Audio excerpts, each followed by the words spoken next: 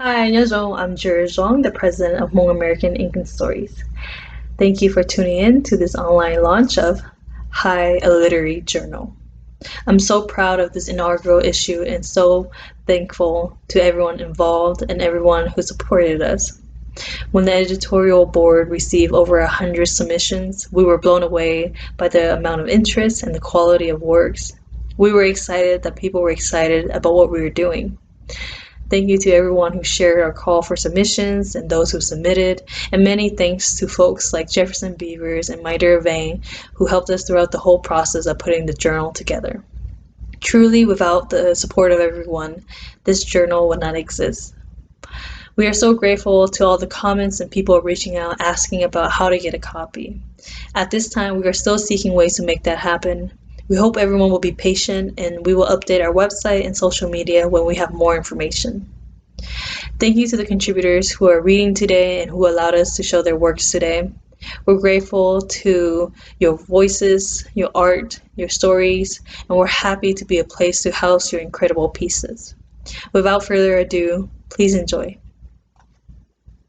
A Tasteless Life by A.C. Moore. My native language is like sugar, melting on my tongue, leaving behind nothing but a sweet memory. Mo zhao ngai. My mouth automatically turns into rice, greens, meat, effortlessly. Itai kao te I konava. My mind goes blank trying to grasp my native words, fading. I stare blankly at the lady before me, quiet, no sound escaping my lips, as English strangles my neck and speaks for me. One bowl of papaya salad and 1 cup of tricolor. My voice box releases like a sigh of relief, as if English is my new primary. Here I write with the language that effortlessly, easily, naturally expresses my thoughts and feelings, but is not who I am.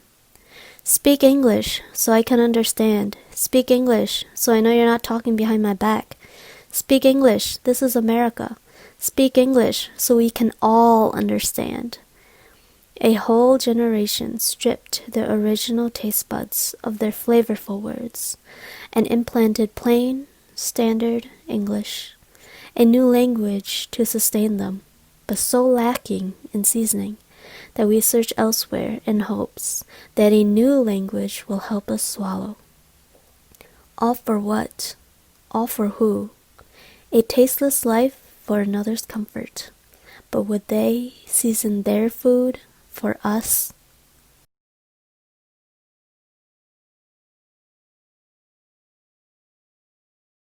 Hi, my name is Bradley Samore, and I'm glad and honored to be in the first and inaugural issue of the journal. And I have 3 small poems to share with you today. Um, the first one is entitled Conviction. People rush past me, each claiming to have found the way. I ask them how they are sure, and they tell me reasons reasonable enough. The roads they travel, built from the roads they've traveled. I listen and watch till the number of ways seems infinite, and then at last begin to walk.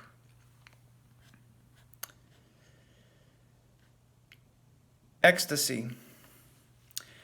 I enter desire, the bright pool, submerge myself, fall and float, give to the feast, eat and am eaten, union divine, death and rebirth. And lastly, cycle. Each morning I am a bowl, setting myself on the porch, letting the morning fill me. By midnight I am empty. That which was given evaporated.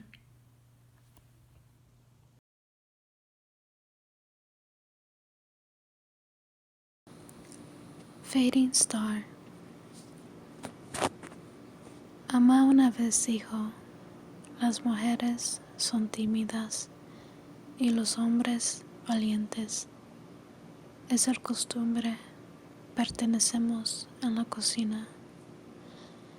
Mientras mi padre siguió siendo José, ella era su señora, su cosa, su gorda, como si no tuviera otra palabra para masticar. Mamá no tenía nombre excepto el que le dimos. A veces yo también lo olvidé. A veces pensé a recycled verb. En la tarde ella solía sentarse cerca de la ventana, her back slumped against the smell of perfume, wheezing between arroz and drowned soul.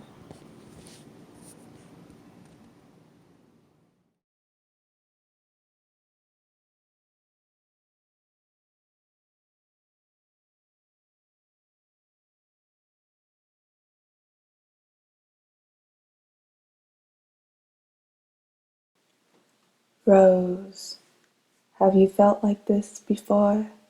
You tried to explain yourself, but no one's convinced. You tried to prove to people, but still, they aren't convinced. Sweating, trembling, a heart racing to die. Every time I tried to write it out. Draft after draft, trying to explain, trying to prove myself. Oh, all the things that can go wrong if this gets out. January 14, 2018, a Sunday. A day I can't let go of, not sure if I ever will. A day I woke up too late, a day that made everything hell. A day that made me lose people and time. This day I lost the me I used to know. January 14, 2018. That morning, in his room, on his bed, the boy I've loved, a friend I've trusted, crawls up my body and asks, "Can you pretend to be into it?" No, but he continues, and he continues. Lifting my shirt as he kisses my stomach. Was he trying to tease me? Foreplay? I'm not sure. My entire body was it shutting down. The white popcorn ceiling, why must it be so high? It was the only thing with texture, the only thing besides him and I. The police officer, using all the wrong words. How many times did he penetrate it? What kind of question is that? What made him stop? I'm not sure. But you consented. No. Confusion hit me so hard. What? Campus resources. 14 days too late. A rape kit. 14 days too late. I learned through my body the strange feelings, the physical and emotional numbness, the lockdown and isolation, the paralyzing feel, the random dissociation, the fear that kept taking me back. The morning of January 14, 2018. I learned it all. 14 days, a little too late. I sought the people who looked like me, trying to hold it together as I struggled to clearly speak. Embarrassment and shame crept in. Anxiety pumped too much blood into my brain, heat rising on my face and my vision blurs. On my knees, palms together, begging and screaming, "Please help me." Worried to hear what they say, blank stares and silences fill the air. This is why we keep personal things out. The person in power who could have set it straight throws me out the door and closes the gate. A group, a community, a home away from home, I've been told. Years ago, I became a part of them, but what am I now? I found strength and reached my hands forward, only to see how fast people pulled theirs away. A home away from home, I learned. This one wasn't mine. Drowning yet, he would go around town, crying woof to the guys, late night calls, leaving voicemails, trying to sing me back with his lullabies. Tired from fighting to prove, tired from disappointment after disappointment, tired from this useless voice, tired from being that girl, the girl that morning, in his room on his bed on January 14, 2018. Oh, the years that have gone by, the opportunities missed, the imaginations, the withdrawals from reality, suppressing pains beneath my breath, the tension within my body. At one point, I didn't want to feel my heartbeat. The many emails to professors, my name they memorized, a message beginning with, I apologize. The assignments, the tests, the quarters, have I wasted them all? The knowledge I could have gained, the relationships I could have built, where have the years gone?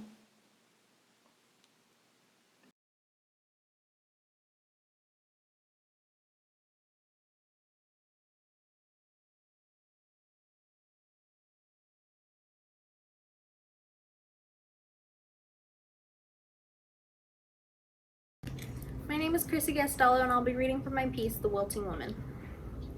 Your aunt tried to kill herself. The words were weary, taken from a place of medicated visits and caffeinated late-night calls, dreary in a way that came from being worn down from the years, alert from having a knife stabbed through the chest. It was Wednesday evening that my aunt tried to take her life.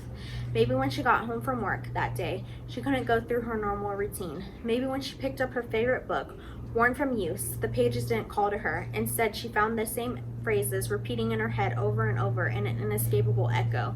Maybe when she made tea, the honey was too sweet and settled in her stomach in a sickly pit. Maybe the lemon was too tart and the sourness pulled at her mouth, tugging the ends down. When she went to the mirror to rub away the frown that had risen, she finally caught sight of her reflection, the reflection that she had been ducking away from for weeks. When she was a girl, her mother used to tell her stories of a woman who had become too conceited. Vanity and jealousy drove her to kill her children, then herself. She was condemned to roam and moan for a loss, and my aunt had tried not to stare at her reflection too much, lest be tempted to fall prey to the same fate. Though maybe that Wednesday night she had realized that this was something different entirely, and she had already lost something. Maybe when she grabbed the bottle of sleep medication and unscrewed the lid, she looked directly in the mirror and took the pills, not keeping track, not wanting to, not caring. Maybe she never went to work. Maybe she hadn't been sleeping right for the past few weeks. She called out to work that day. She laid in bed, not asleep, but not awake, dreamless. My aunt would have been tired, so tired. The pills would have called to her. They would have seemed like a blessed relief. Maybe they were, for a moment. In the beginning, I did not want to know the circumstances that had brought her to the pills. I wanted to feel everything and nothing all at once. I cried until there was nothing left. Then I pulled over, threw up, and screamed. Then I cried some more. My aunt's attempt was not successful, but the thing that struck me was in that moment I felt closer to her than I ever had, and yet I also felt an immeasurable distance between us, as though oceans divided us. Time stopped being a straight line and everything got scrambled. I began to think back to a girl in a bookstore, unopened text, and a white-dressed crying woman, and I wondered what part of this I carried for the blame. My aunt and I would listen to ghost stories, stories of women who fell too far from grace, too far to be helped. We transcribed and shared notes on how not to become these women. We were scholars and witches, terrified of falling too far. For all of our superstition, I never believed that either of us would fall from the pedestals that we set for ourselves, though perhaps it was a precedent for a new dawn, an era where women didn't have to be afraid to fall, for the fear of not being able to get up was not present. We could make mistakes, we could learn, we could grow. It was for something new, something different, something that our family had never accepted before. It took something severe to rock them to embrace these new ideas of change, growth, and self-acceptance. My first tattoo came that night I learned my aunt tried to kill herself. I got a rose, for new beginnings, for vanity, for humility, for the weeping woman, for change, for my aunt. My name is Chrissy Gastello, and I'll be reading my piece, Awake. You're at a light, waiting to turn left. The street isn't busy, and for some reason or another, you're late. You think nobody's around and play with the idea of making the turn, pushing on the gas, propelling yourself forward, playing with the cards with chance. But then a car rushes by and you're hit with a flash of what could have been. It's not relief that you taste, but a sense of impermanence fills your mouth, like something overly sweet, sickening. Then you blink, and the light turns green, and you shake out the thoughts of the fleeting, swallow the impermanence, and move forward. I was 8 the first time I remember thinking that my sister was magic. She would sit me at her vanity and line my eyes with whatever color pleased her that day. We would sit on the bed, drinking tea with honey, and she would paint worlds in my head, and I, lined eyes and honey-tainted mouth, held on to her words as though they were precious gifts. Each word that left her mouth I wrapped up and packaged in my chest until my heart was so full it could burst. Then I grew up. I barely had time for the real world, let alone imaginary ones. I was the younger sister telling her to grow up. I wanted to shake her out of her own head and tell her that a tree was just a tree and not a guardian to a different realm. I wanted her to live in my own world so I felt less alone. I wanted to not attend a funeral service for my 28-year-old sister. I'm at a light, waiting to turn left. And there's nobody around, and I think that I can make it. But there's a voice in the back of my head reminding me that a car can rush by at any time. But maybe I don't care. Maybe I want a car to come, collision to come, because really it's inevitable. Maybe it'll jolt me out of whatever days I've been in since Gina died. Maybe I'll stop feeling like I'm in a dream. Maybe I won't make it. Maybe Mom will have to get another framed picture and hang it in the living room next to Gina's, and she'll choke every time she passes her 2 beautiful dead girls, and god damn it, she should have known. She should have known what this would do to a family. She did it anyway. I want to scream until my throat is raw and scraped and blood is welling up in my mouth. I want to never speak again, never let it another sound. My only evidence that I'm still alive is my shaky inhales and my breathy exhales. I want to go back to the week it all happened and respond to her text. I want to ask her how she's doing and tell her that I'm here. I want her to grip her hand like we used to when we were young, fingers slipping and lingering. I want to feel awake when my eyes are open. The light turns green, and that sweet, sickly taste fills my mouth until I'm gagging. I drag a hand across my face, and I find it damp. My house is quiet when I finally reach it, and I go inside to the back, not wanting to be in it. The sun has set, and there's barely any light in the sky. There's a pool that I haven't touched in weeks, sitting dark and silent. The water reflects the light from the night, but it's mostly black. I sit at the edge. I stare in the water for what feels like hours, not daring to speak, barely even breathing. Just when I'm about to go in, the water has bit into me, and I'm almost completely numb. I see a flicker of light at the bottom of the pool. It's pale and shimmery and twisting about in the water. I beckon to it, and I slip into the almost black water. I drift to the bottom and watch. There's no burn in my lungs or chill in my skin. My eyes don't strain to see, instead painting the image in front of me clearly, vividly. I can see my black morning dress swirl around me in the glow of the light, but I feel suspended. The specter of light hovers in the water, appearing to be made up of millions of rays. It is silver, like the moon, and when I reach out to touch it, it shudders and passes through my hand. A burst of fire lances through my body, and I inhale sharply, but nothing enters. The specter moves closer, wrapping around my wrist and inches towards my chest, before pressing against my neck, right where my pulse is. It jolts, and it is as though everything in me jolts, and I'm suddenly aware that I'm in a pool in January and need air. I kick off the floor, pushing to the surface. The light lingers on my fingers, like fingers slipping through each other before I pull away. I burst to the surface, gasping and shivering, and I'm aware of everything. My gulping breaths, the violent cold that has taken over my body, the way that my dress clings to me, but I feel alive and shaking. Awake after having so long in a dream. There's a taste in my mouth, sweet like home or a warm grasp. Forgiveness tastes like honey.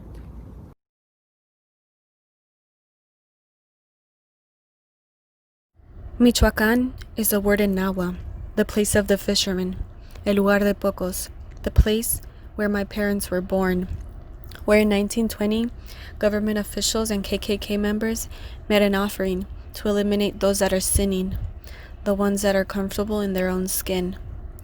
This is the year 1942, the year LAPD tossed members of the 38th Street Gang into jail without a proper trial. Before Emmett Till was lynched by Mississippi, when the CIA hunted down bodies in motion, without explanation, without a trace. It's Operation PB Success, U.S. bullets hit rural villages on scorched earth, 500 dead. But sons and daughters disappeared. They left, they died in U.S. hands, sent to the moon and back, next to their brothers and sisters from Guatemala, Argentina, and Laos. And no one was punished, not one. It's a lost decade now. We can do anything we want. But they said, bang, bang, while warplanes dropped bombs on their homes, on their families, on all the Hmong children, swept under the rug, under the laws of war, crafted in such a way as if to only protect themselves. This is the year 2016. Drums and horns are sounding off. U.S. flags are raised, and black hands, black arms, black fists are raising up too as the U.S. anthem plays, because it's Kaepernick taking a knee for black and brown bodies who know oppression well. This is the NFL. It's Robert Kraft getting a slap on the wrist. This is Michoacán. This is LA. This is a dirty war, a secret war. This is all of us or none of us. Something is rotting from within, in this wall of sound that is my home. Right now, the valley is crying. Despair hangs from dark clouds, and this city is falling to pieces. Police sirens screech, witnessing every bit of tomorrow's injustice. And I am drowning in a riverbed of struggle, the stream diverging its path and into the city of Fresno. By now, a woman has been shot in another case of road rage, and in the passenger's side of an abandoned car, she is declaring her last words of forgiveness, regrets, and desires to her unborn child. My cousin, searching for help below the smell of a bountiful harvest. On another street, was it Shaw or Blackstone, my father's white van is being pulled over for suspicions of a cracked windshield that doesn't exist, because they are more willing to incarcerate rather than educate. We already know this, but I still want to fight. Sometimes this town makes me cry. I get angry at the news, at what has happened, because I don't know what will come of it. But Fresno, I am in love with you, yet at the same time, I despise you. This town has become more poison than water. The cops, crooked. They are killers, criminalizing me and you.